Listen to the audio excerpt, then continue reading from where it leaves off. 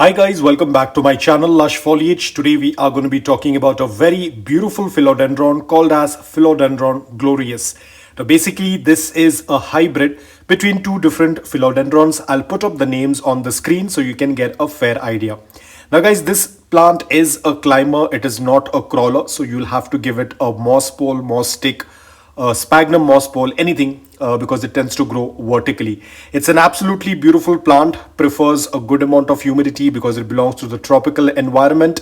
When we say tropical, you have a fair idea what we are talking about. So let's talk a little bit in detail about this plant, starting off with the soil mix. Now the soil mix that I've used over here is a mix of coco peat, garden soil, sand and perlite, because they prefer a very loose, well-draining, porous soil mix, yet it maintains a slight amount of moisture but not soggy, wet soil. If the soil is going to stay soggy wet, then there is going to be a root rot, so ensure the pot that you're using has a drain hole. Now talking about watering, whenever you see around 1 to 2 inches of the upper layer of soil is dry, go ahead and do a complete watering until the water starts passing through the drain hole. They prefer a even moisture, so do not keep the soil dry for a longer period of time because these are not drought tolerant. Talking about the light requirements, this is the most important thing. These plants do not like to be exposed to direct sunlight, especially the afternoon direct sunlight. Probably if you get a mild morning direct sunlight before 9 a.m. or 10 a.m., you can offer that, but please do not extend direct sunlight onto it, otherwise the leaves will get burnt.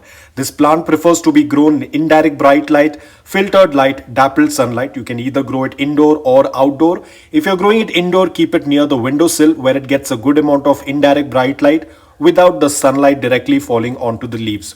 Do not keep it under the air conditioning vent or the heater because that will again damage the plant. Now talking about pest issues, yes, this plant does get affected with spider mites especially. Mealybugs are a little bit rare, so always do a routine check, probably once in 2 weeks or 3 weeks. Take a look at the underneath of the leaves because that's where usually you'll find the spider mites. Go for any organic solution that you have been using and that has been working out really well for you. Please do not wait for the last minute, otherwise that will damage the plant and the infestation will get increased on the plant. Now talking about temperature and humidity, as I said, this is a tropical plant. It prefers a warmer environment in order to grow, anywhere between 15 degrees Celsius up to 33-34 degrees Celsius. Even 35 is absolutely okay. This is what usually my environment is. In the afternoons, it's better. You can do a little bit of light misting if it's very hot. If you are from a very dry environment, try to club a lot of plants together. You can even keep the pebble tray beneath. If you're growing it indoor and if it's dry, please do use a humidifier. They prefer a good amount of humidity. My environment is a little dry, so what I do is during the afternoons, I tend to mist them with drinking water, and I have a lot of plants clubbed around it, so they tend to do quite well. Now talking about propagation, it's pretty simple to propagate your philodendron. I've already made videos on it. I will put the link in the description below. You can check the entire process.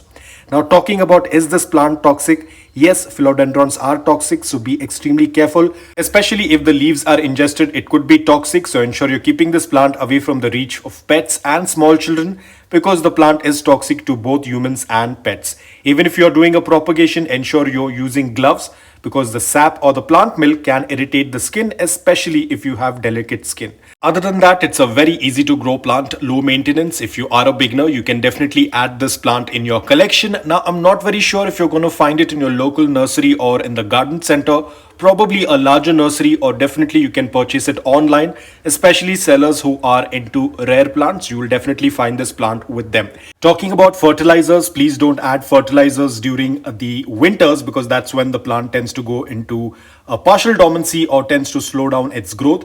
So do not add fertilizers during the winter season and cut down on your watering.